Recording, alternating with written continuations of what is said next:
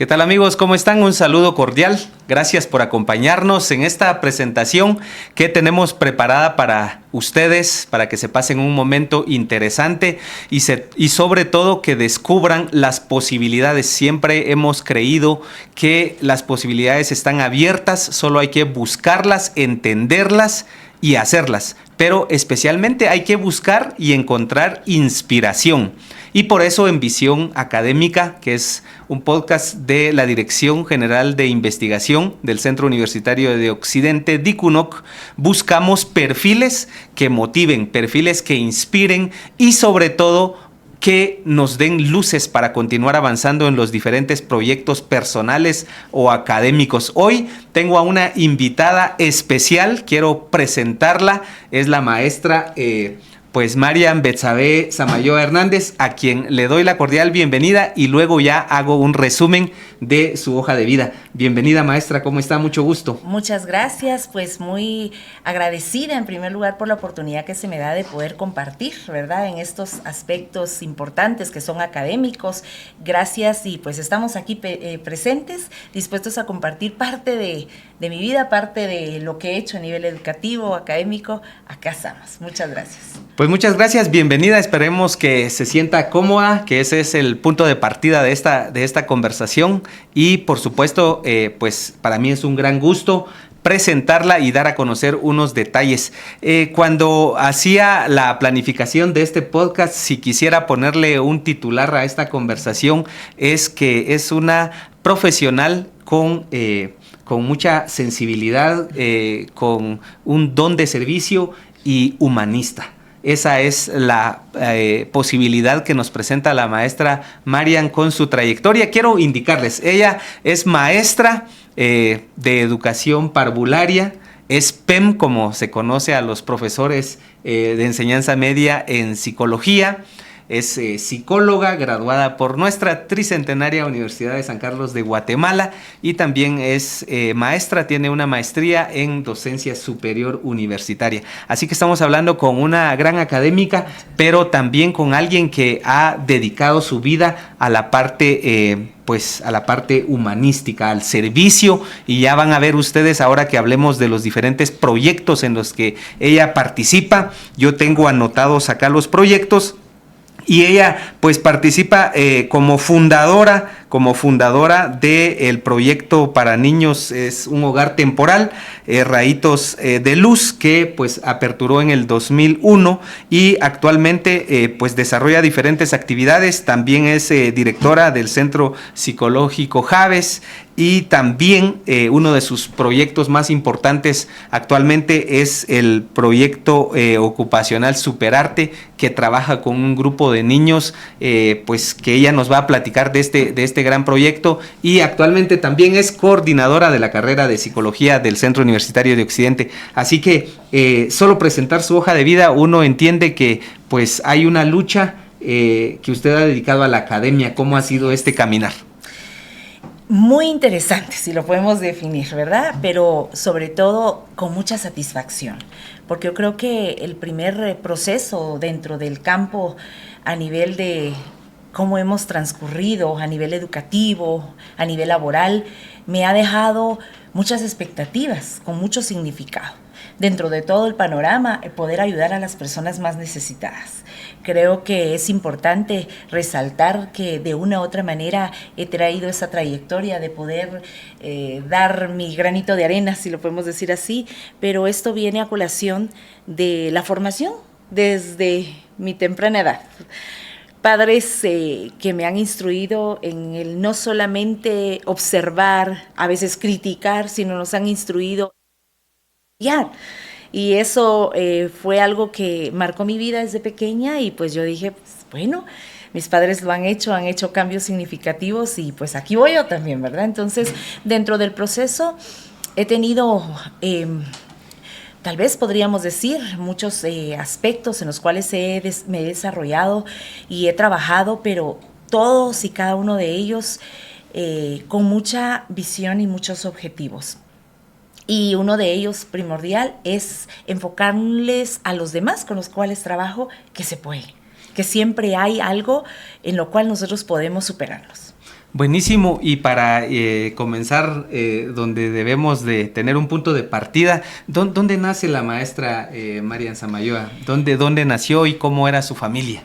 Pues interesante porque vengo de un padre que es costeño, ¿verdad? Él es de Santo Domingo, Suchitepeques, mi padre, y mi madre de acá de Quetzaltenango, y yo pues nazco acá en Quetzaltenango. Soy originaria, pura super chiva. ¿En qué colonia o en qué lugar nació usted en los recuerdos que tiene como niña? Bueno, no son tan lejanos. Bueno, sí, prácticamente acá en la zona 3 de Quetzaltenango, ¿verdad? Es lo que yo recuerdo, pero sí dentro de la cabecera. Cuando hablamos de la parte de iniciar, no cabe duda que la educación siempre tiene una marca para la persona. ¿Usted a qué profesores o profesoras recuerda de su niñez o de su adolescencia? Porque dicen que académicamente solo se recuerdan a dos tipos de profesores. Se recuerda a los profesores muy malos, ¿verdad? Que por alguna característica era el que de repente no llegaba, o era muchas características de esos profesores, o se recuerda a un profesor que deja una marca en usted. ¿Quiénes fueron esos primeros personajes que la marcaron? Yo me recuerdo, por ejemplo, de mi profesor Paco, que en quinto primaria tenía una excepcional manera para enseñar matemática, y yo creo que a él le debo el gusto por los números, ¿verdad? Como una de mis gustos en la educación. Platíqueme usted su aspecto. Bueno, pues sí, es muy cierto, ¿verdad? Recordamos buenos y malos, y dentro de los malos, pues sí, recuerdo una profesora, ¿verdad? En tercero primaria. ¿Alguna anécdota? Uy, terrible, ¿verdad? Porque... Cuéntela, sin mencionar el nombre. No, para obviamente, que no... con el respeto de la profesora, pero fue una situación muy difícil, porque de hecho yo tuve que repetir el tercero primaria debido a que yo me tuve que ausentar de ir a clases debido al maltrato que esta profesora me daba, y no solamente a mi persona, sino a otros compañeros que igual de esa misma forma ellos se retiraron. Creo que creó en nosotros ese temor, ¿no? Ese temor de ya no poder estar y sentirnos libres dentro del aula. Teníamos temor hasta de entregarle una tarea, teníamos temor de responder, porque ella siempre, me recuerdo que tenía un gran anillo de graduación, porque recordemos los anillos de graduaciones anteriores, ¿verdad? Sí. Mientras más grandes eran más visibles, entonces la profesión era como un poco más visible ante la sociedad. Y entonces ella con su anillo, recuerdo que cada vez que nos confundíamos, imagínese que con el anillo nos daba en la cabeza, ¿verdad? Nos pegaba. Ya era violencia física, sí, ¿verdad? Claro, no solo verbal, que a veces pasa. Había bastante violencia física, un jalón de orejas, jalón de cabello, y pues yo recuerdo que siempre había esa amenaza, ¿verdad? Uh-huh. Como todo victimario, no vayan a decir nada porque aquí nadie les cree, ¿verdad? Entonces vivíamos con esa situación de acoso nosotros en el aula. Tenía sus preferidos, que eran aquellos que la guardaban de cualquier situación que nosotros divulgáramos, ¿verdad? Entonces, al final, pues, transcurriendo un tiempo, yo dije, yo no más, ya no quise ir a estudiar. Yo recuerdo que me sentía enferma todos los días, como los niños. Ahora por eso es importante, ¿verdad?, que los padres presten atención a estas señales, ¿verdad? Porque estas señales de una u otra manera pueden evidenciar que está pasando algo. No es común que un niño de una u otra manera, después de estar contento, ir feliz con una mochila nueva, como estamos viendo que ahorita inician clases, y de repente a las 3 semanas, un mes, ya no quieran ir. No es normal, algo está sucediendo, ¿verdad? Los cambios drásticos no son buenos, hay que prestarles mucha atención. Y eso fue lo que me sucedió. ¿Quién la apoyó para que pues aceptaran que no fuera a clases? Bueno, mi madre siempre me decía, ¿estás enferma de verdad? Y yo le decía, sí, y tenía dolor de cabeza, de estómago, siempre. Hasta que un día mi madre me dijo, te conozco, Marian, te conozco y sé que algo está pasando y quiero que me digas. Entonces en ese momento pues yo lloré y le dije, esto y esto me pasa. Ella habló con otra amiga que éramos en común compañeros de clase con el hijo, y ella le dijo también, él ya no quiere ir, y pues ya se podrá imaginar, ¿verdad?, desatar la bomba ahí dentro del colegio. Tuvieron que ir las madres de familia, la maestra fue retirada inmediatamente, y sí, hubo un padre de familia que puso una denuncia contra ella y se procedió, ¿verdad?, por las mismas situaciones de los golpes. ¿Cómo lo superó? Que es bien importante a veces no solo platicar de la Sí. situación que es difícil, sino también que hay una posibilidad de salir de cualquier situación. Claro, interesante porque yo recuerdo que la maestra que vino a cubrirla, ¿verdad? De hecho, yo ya estábamos casi a final de todo el proceso y yo pues ya no entregaba tareas, la maestra siempre me ponía malo, etcétera. Entonces yo casi, bueno, dejé ese grado. Y como me ausenté mucho tiempo, pues lo perdí. Pero cuando yo retomo el otro año, era otra maestra diferente. Y esta maestra vino a hacer un cambio sumamente radical en mi vida. Ella recuerdo que a ella le dieron el antecedente de lo que había sucedido y pues significativamente me apoyó en todo sentido. Pero más que esa maestra, mi madre, mi padre, ¿verdad? Mis hermanas que estuvieron siempre conmigo, alentándome a decir que estas cosas suelen suceder, pero que tampoco no nos podemos callar. Y desde ahí, pues yo creo que es importante, ¿verdad? Romper los silencios, porque esos silencios lo que hacen es atar a las personas. Y con esto, pues yo empecé a ver las cosas de forma diferente. Y creo que dentro del proceso de poder superarlo, hubieron muchas personas que pudieron generar y dar sus pequeños aportes para que saliera del problema. Seguramente puede estar alguien viendo, una mamá, un papá, un estudiante, y que esté atravesando una situación difícil. Hoy de repente ya no es algo físico, sino puede ser hasta algo cibernético. Así es. Dígales un mensaje, por favor, como a alguien que estuviera pasando una situación compleja. Muy bien. Yo creo que en ningún momento nos podemos callar. No nos podemos callar. Mientras más callamos, más otorgamos a que esta situación de violencia siga dañándonos. Y lo peor de todo es que llega un momento que cuando nos damos cuenta ya no podemos salir. Se ha convertido parte de nuestra vida. Por ahí dicen que 21 días para que se haga un hábito. Si yo repito ciertas actividades, ¿verdad? 21 días, esto se vuelve ya parte de mi vida. Y si yo dejo que esto se vuelva parte de mi vida, es difícil. Obviamente lo podemos contrarrestar, pero va a ser un poco difícil. Entonces yo creo que la mejor opción, si hay jovencitos que me escuchan y están pasando por estas situaciones, acérquense a la primera fuente de vida que les dio, ¿verdad? Y es sus padres. Hay que tener la confianza. Lamento mucho porque hay muchos padres de familia también que a veces tildan a sus hijos porque les dicen, no, tú estás inventando, ¿tú con qué plan vienes? Yo creo que los padres de familia hoy nos tenemos que sentar, tener esa expectativa, esa mente abierta, esa mente capaz de comprender que las sociedades han cambiado y han evolucionado y con ellas han traído también consecuencias y dificultades para la vida de los estudiantes, de los jóvenes, de la niñez y la adolescencia. Entonces, yo creo que los padres tienen que tener esa capacidad de poder dialogar. A los padres de familia, observar cada uno de esos cambios, porque esos cambios son pequeñas alertas que nos dan. Cambios a veces que vemos en formas de comida, en formas, por ejemplo, de que después de hacer actividad física ya no la quieren hacer, después de que compartían en una mesa de comedor, comer todos juntos, que era parte de la construcción a nivel familiar, ya no lo hacen, se aíslan. Todas esas situaciones, o después de ser muy platicador, ya no lo hacen. Entonces son signos que de una u otra manera son alertas y nos dicen, cuidado, hay algo aquí.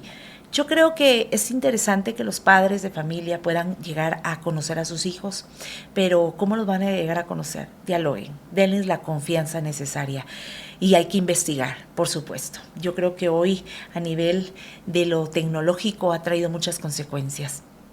Y también ha venido a favorecer también, porque no puede ser solo consecuencias, pero creo que los padres tenemos que estar más allá, hay que investigar. Muchas veces no entendemos ciertas cosas que manejan los jovencitos, pero es importante, de una u otra manera, aprender junto a ellos, porque así vamos a entenderlos y vamos a poder apoyarles. Bien importante que nos comparta no solo su experiencia, sino que también nos aporte una solución, porque yo creo que todas las personas están construidas de experiencias y eso hace que una conversación pues genere la idea de un beneficio que puede impactar a otras personas. Ya pasamos por el lado de los profesores negativos o las maestras, ahora un maestro bueno, maestra que haya marcado a Marian en su adolescencia o en su niñez. Pues fíjese que hubieron muchos, ¿verdad? Pero Ay, yo creo que me voy a saltar la niñez y la adolescencia y me voy a ir a la juventud. Precisamente fue en nuestra Universidad San Carlos de Guatemala. Hubo un docente que marcó mi vida y que impactó con una palabra que él me dio. Y fue cuando yo entré a la carrera de psicología.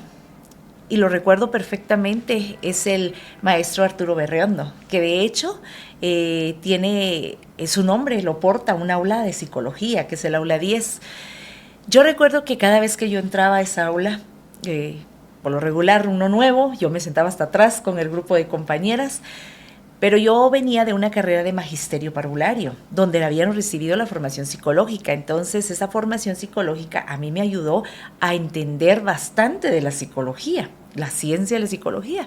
Entonces, cuando el maestro preguntaba algo, pues yo esperaba que los compañeros respondieran. Algunos respondían, él decía muy bien, él siempre era muy accesible, él escuchaba y corregía también si estábamos equivocados.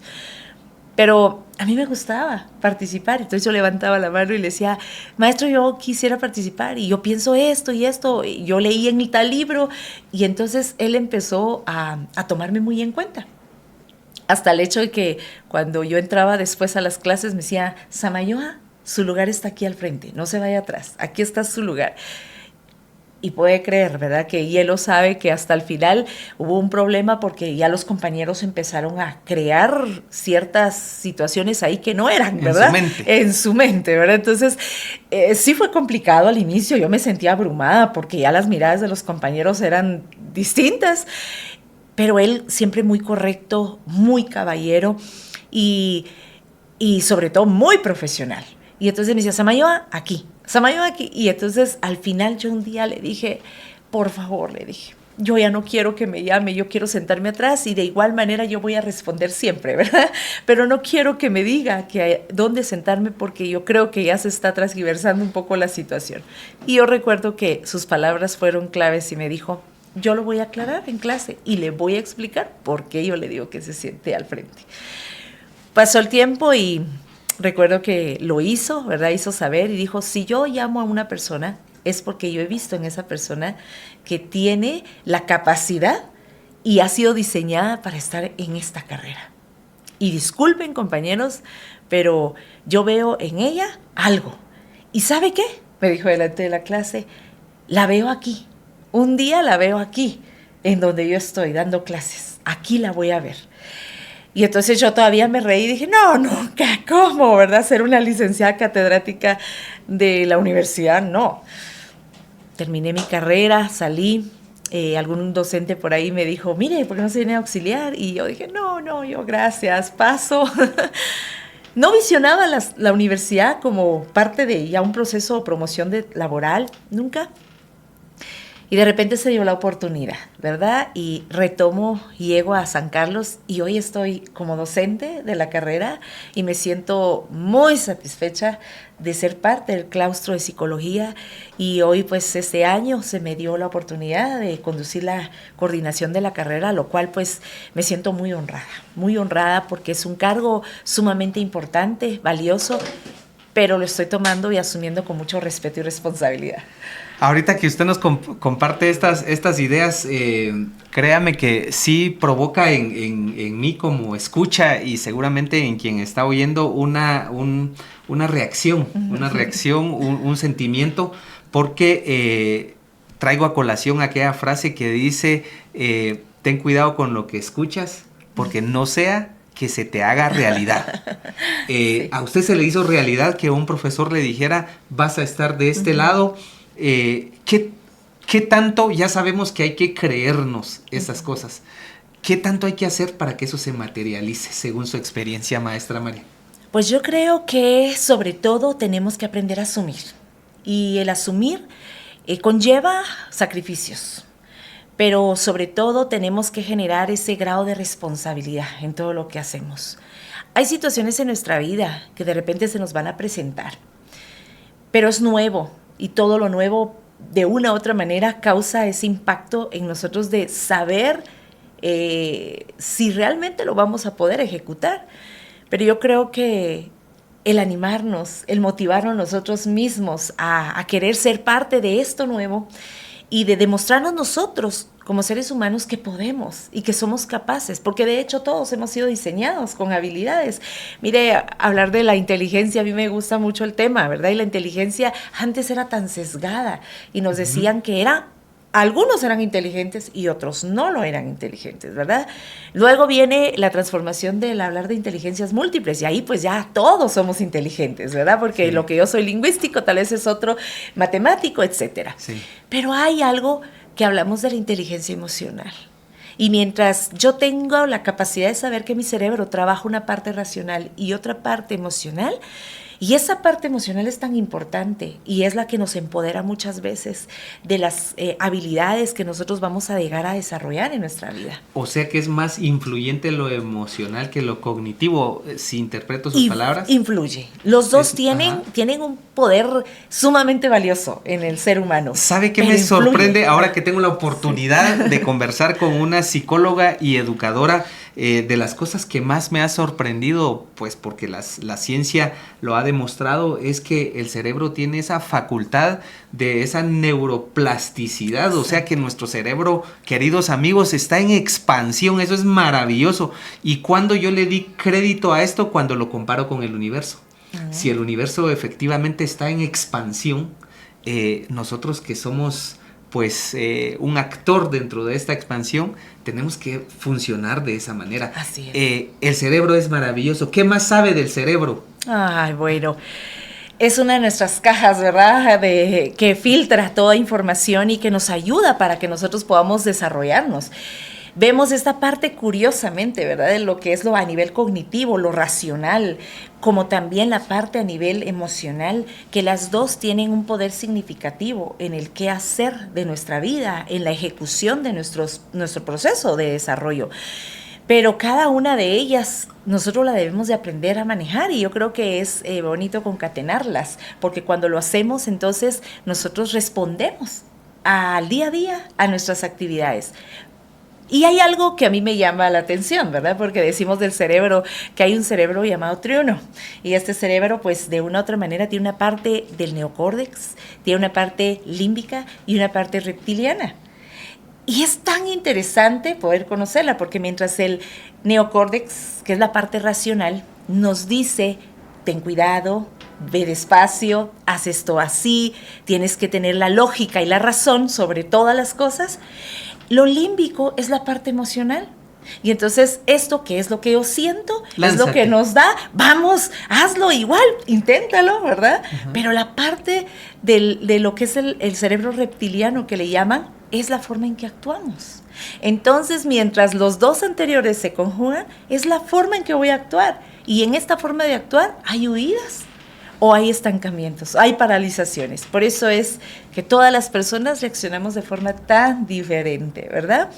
Vamos a ver cuál de las áreas está más desarrolladas. Si es más lo que pienso, lo que siento, y es la facultad o ver el resumen de todo eso que pienso y siento en cómo actúo. ¿Cómo lo controlamos o es una autorregulación? ¿Cómo funcionan esas tres áreas del cerebro?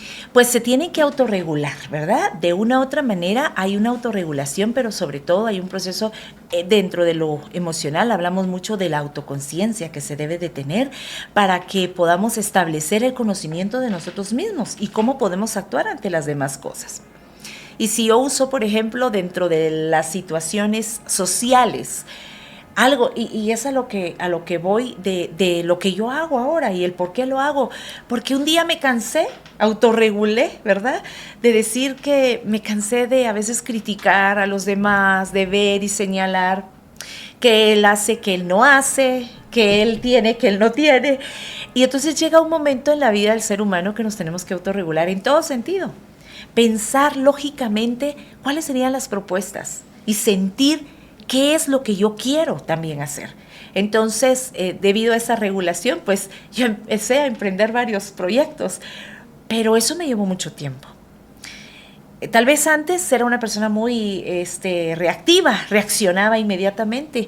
Hoy he tomado esa parte de construcción de mis emociones, jugar con ese nivel de pensamiento, ver que esa parte racional tiene que enfocarse, no solamente estar encuadrada, porque hay algo que a mí me llama mucho la atención y es de ese, por ahí, darle un espacio a la lógica y a la razón, darle un espacio a la lógica y al proceso de la razón. ¿Por qué? Porque esto nos va a permitir a nosotros también aprender a sentir. Muchas veces dentro del marco académico estamos como encuadrados, enfrascados, y de ahí no salimos. Es que así me lo enseñaron, así sigo dándolo, ¿verdad? Eso es parte, lo vengo dando por 20 años, 15 años, 10 años, yo no puedo salir de ahí. ¿Qué tan importante es esa parte, ahora que platica de la parte de la unión de esos elementos cognitivos, emocionales? ¿Qué ocupa, qué espacio ocupa el factor de las emociones en nuestra vida? ¿Y por qué aprovecho este momento? Porque también la ciencia dice que el 80% de las enfermedades derivan de situaciones emocionales, y entonces sí estamos enfermos emocionalmente hablando como especie humana. Sí. ¿Qué tanto impacta esto? Pero cómo nosotros podemos saber que eso es lo que podemos autorregular para evitar estas dolencias, enfermedades o como se le desee llamar. Muy bien. Bueno, el tema de las emociones es un tema muy amplio. Y empezamos diciéndolo de esta manera para entender por qué a veces puede llegar a causar una enfermedad. Porque no hemos entendido que las emociones a veces las desglosamos en positivas y negativas. Por ejemplo, positivo, alegría, euforia, ¿verdad?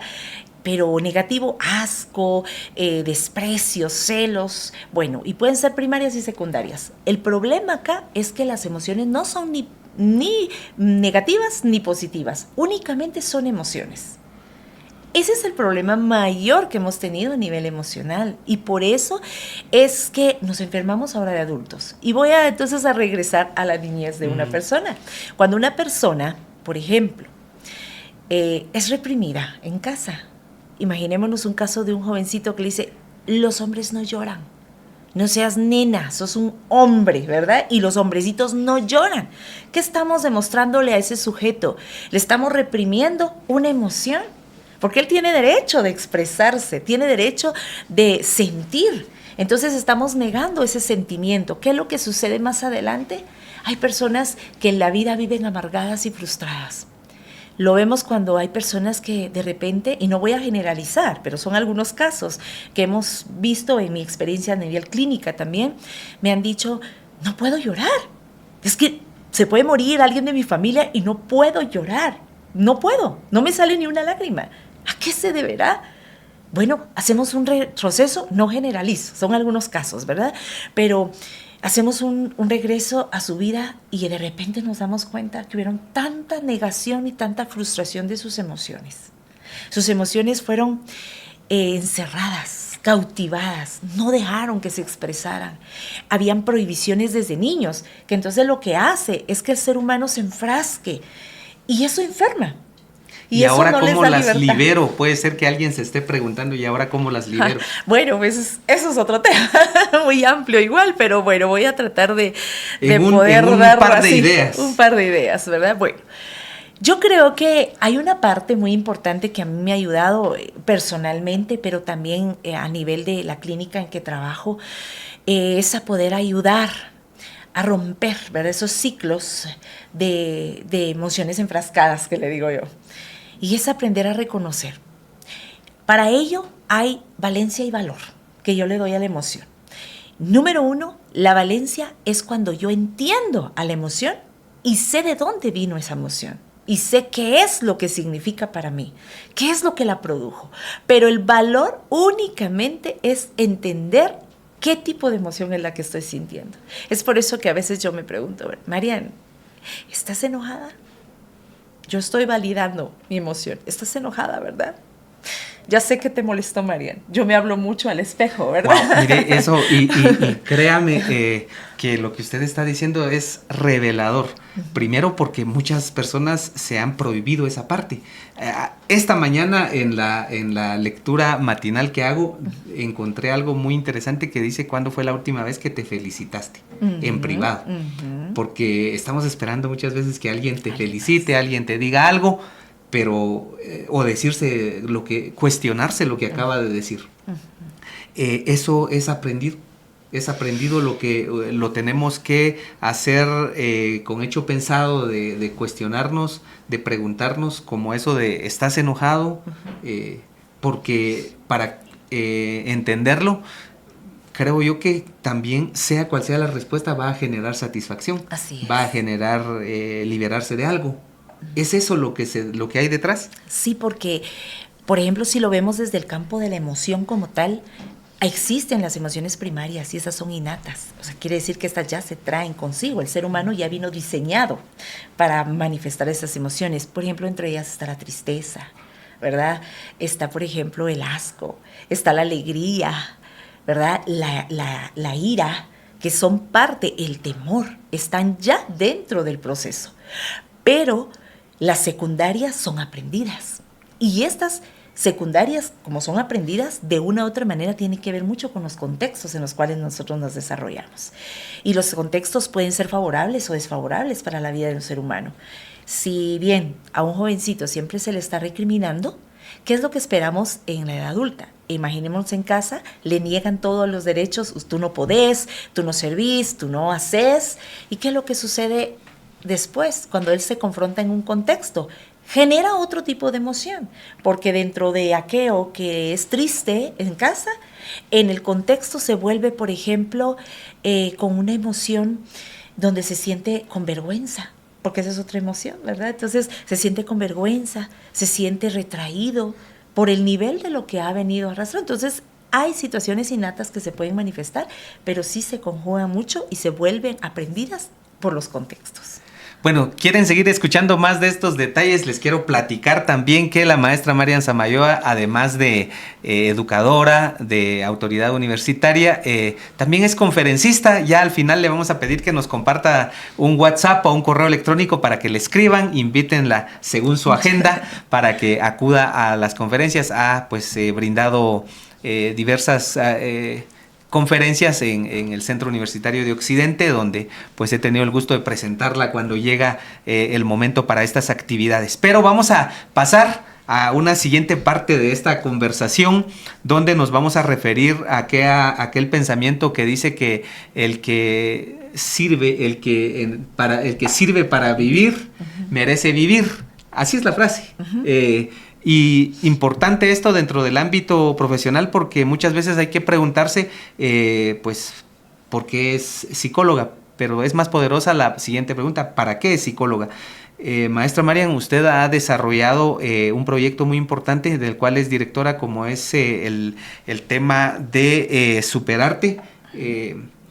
¿Cómo ha encontrado amor por el servicio al prójimo en esta parte y a quiénes sirve actualmente, por favor?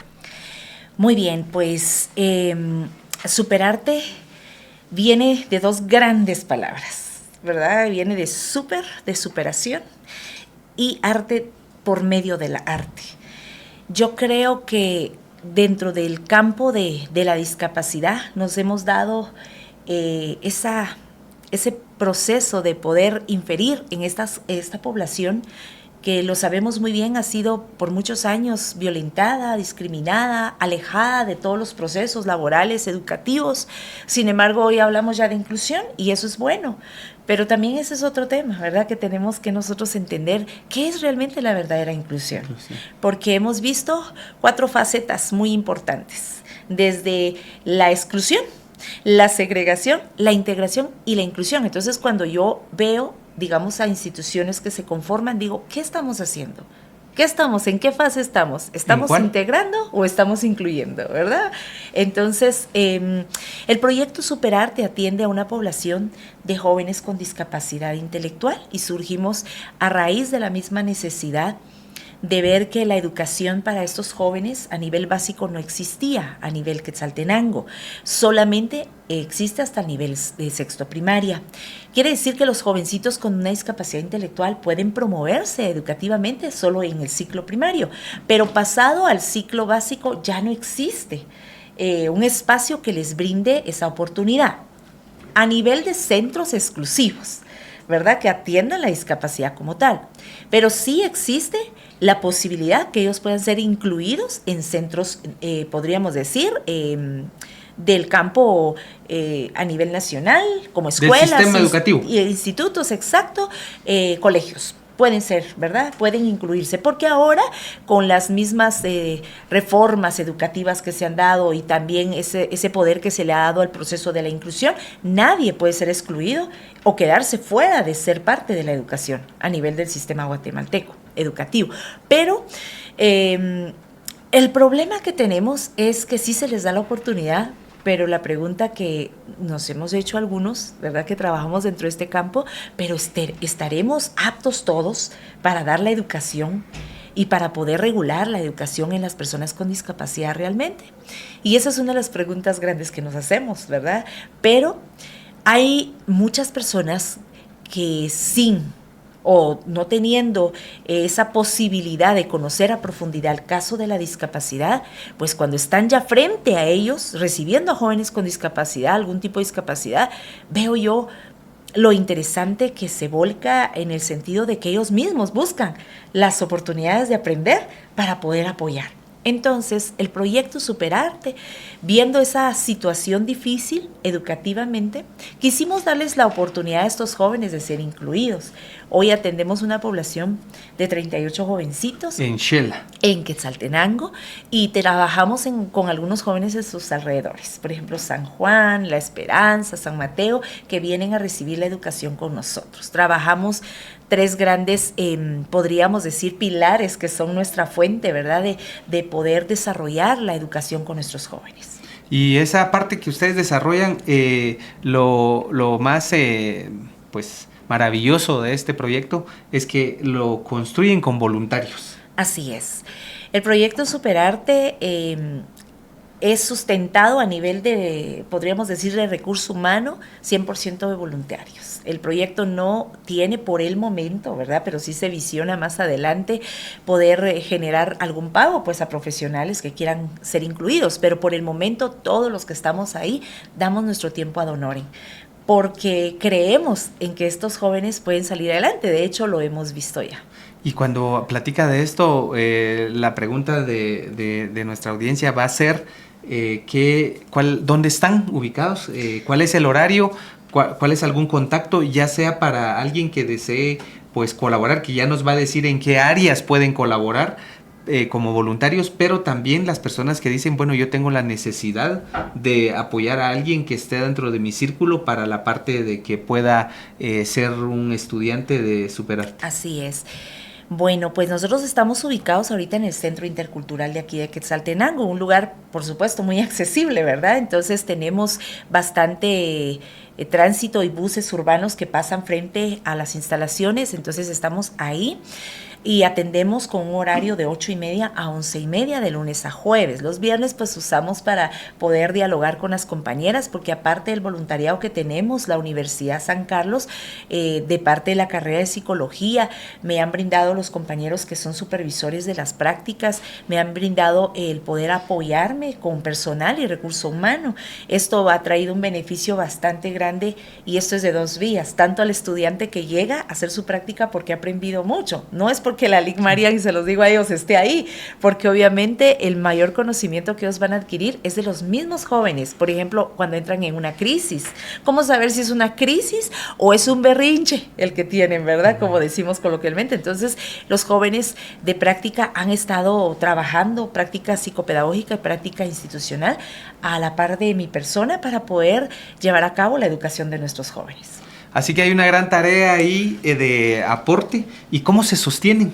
Porque aparte de que seguramente pues hay costos, me imagino, del espacio, de los servicios. ¿Cómo funciona y cómo alguien puede ser pues padrino, o puede aportar, o puede sumarse a esta causa? Y muchas veces hay personas que no necesariamente aportan su tiempo o sus habilidades, sino que alguien que nos esté viendo puede aportar recursos a esta organización, a esta institución Superarte, que se dedica a atender a esta población. Así es, pues déjeme contarle que el proyecto tiene una visión muy amplia a futuro, y es de no cobrar absolutamente nada.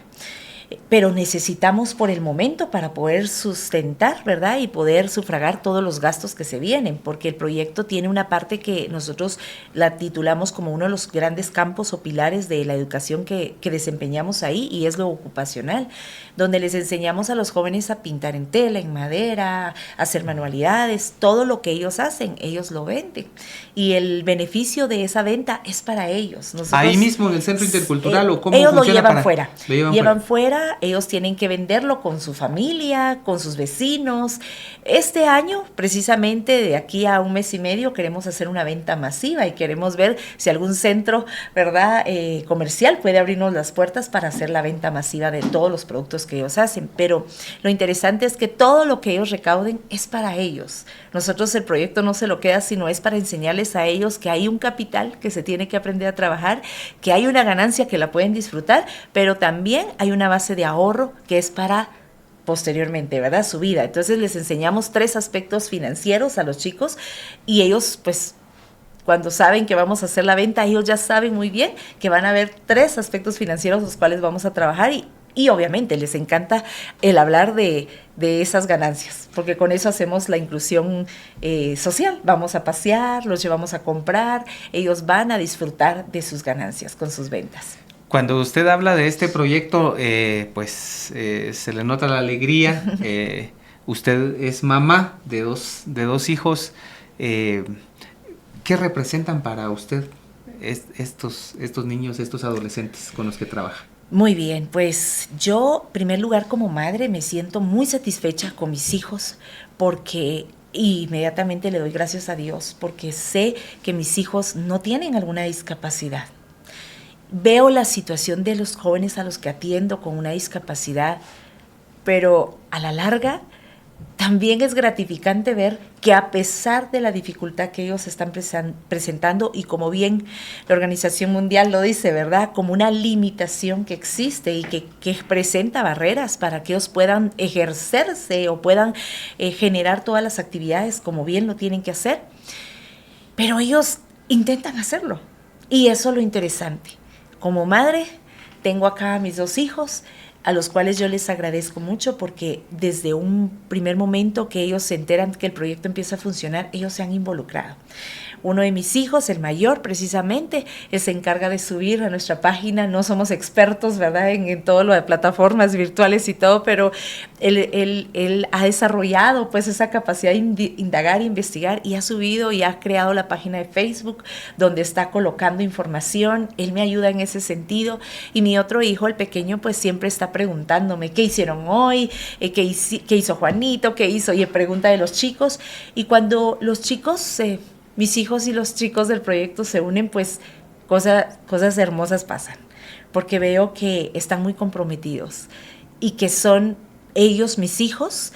Les hemos enseñado a que ellos vivan esta realidad que nos ha tocado en la sociedad con las personas con discapacidad, pero que aprendan a valorarlas y no a verlas como una situación de pobres, ¿verdad?, qué difícil su situación, sino de empoderarles a ellos. Tú puedes, ¿verdad? Y es como hemos visto que a raíz de las actividades, he visto a mis hijos desenvolverse, trabajar en conjunto con mis jóvenes de proyecto, y le dice, tú puedes, vamos, a ver, yo te ayudo. Y eso para mí como madre es gratificante. Yo creo que es gratificante porque estoy dejando tal vez una huella para esta población que ayudo, pero más que nada para mis 2 hijos. Y esa bondad del servicio, pues no cabe duda que le genera ese complemento para que sus actividades pues se lleven con un grado de satisfacción. ¿Cómo se organiza en el día para ir cerrando este diálogo de esta oportunidad, en este diálogo académico? ¿Cómo se visualiza? Pues realmente es, a veces cuando me hacen esta pregunta, yo me detengo un momentito y digo, Marian, ¿cómo lo haces? No sé, pero sí. ¿A qué hora se algo levanta? Sucede. ¿A qué hora se levanta? Bueno, mi reloj suena a las 5:20 de la mañana, y pues vamos para arriba, ¿verdad? Obviamente agradecerle a Dios sobre todo por un día más de vida, por el hecho de respirar, de ver la luz de un nuevo día, de contar con esa vida grandiosa que Dios nos permite, y pues empezar. con nuestras rutinas, higiene principal, ¿verdad? Luego alimentación de mis hijos, preparar alguna refacción para el pequeño, que es el que va, ver que lleve lo necesario. Entre la familia pues nos apoyamos todos, ¿verdad? Para que todo esto funcione dentro del qué hacer en la mañana en la organización, desayunos, etcétera. Y luego pues vamos a encaminar a mi hijo, al pequeño, al colegio, y de ahí yo parto directamente para lo que es el Centro Intercultural a trabajar con mis chicos. Desde las 7:30 estoy ahí esperando poder recibir a la población. 8:30 ellos ingresan, hasta las 11:30, 12 voy saliendo de ahí, regreso a casa a almorzar, a ver a mis hijos, a tratar de dialogar un poquito de qué pasó, qué van a hacer, y luego pues a las 2 de la tarde estoy ya dentro de la universidad trabajando y me retiro hasta las 10 de la noche. Y llegar a terminar algunas actividades que son prácticas ya de la universidad a casa, ver y alistar algunas cosas para el otro día de la casa, y así consecutivamente la rutina, ¿verdad? Pero me dice, ¿no te estresa? ¿No te cansa?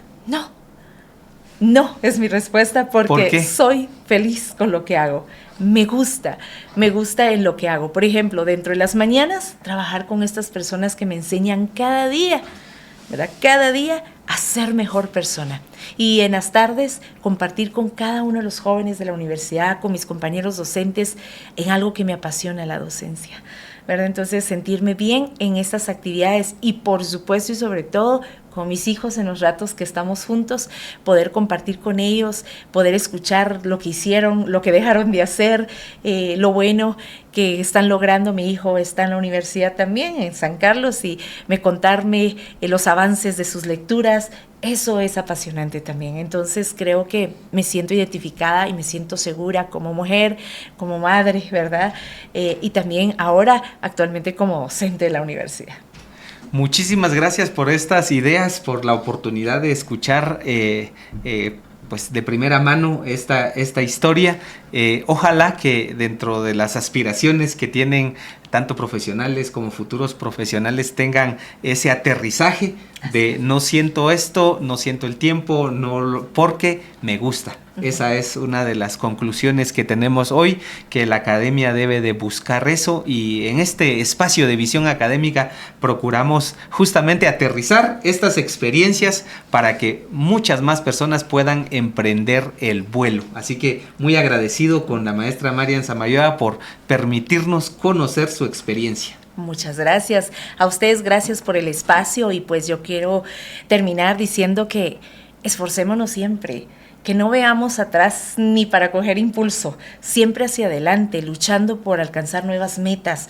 No nos enfrasquemos en una rutina, rompamos los esquemas y los paradigmas que se nos han impuesto, sigamos adelante y sobre todo seamos nosotros mismos, con nuestra forma de pensar, nuestra forma de sentir y sobre todo cuidar la forma en que actuamos. Así que muy agradecidos, y como dijimos durante esta conversación, que nos iba a proporcionar algún contacto, algún correo electrónico para que más personas la puedan invitar y conocer para pues presentar conferencias o pláticas sobre todos estos programas y sobre la experiencia que tiene, por favor. Muchísimas gracias por el espacio igual. Entonces voy a compartir un número de teléfono, es 5710-3359.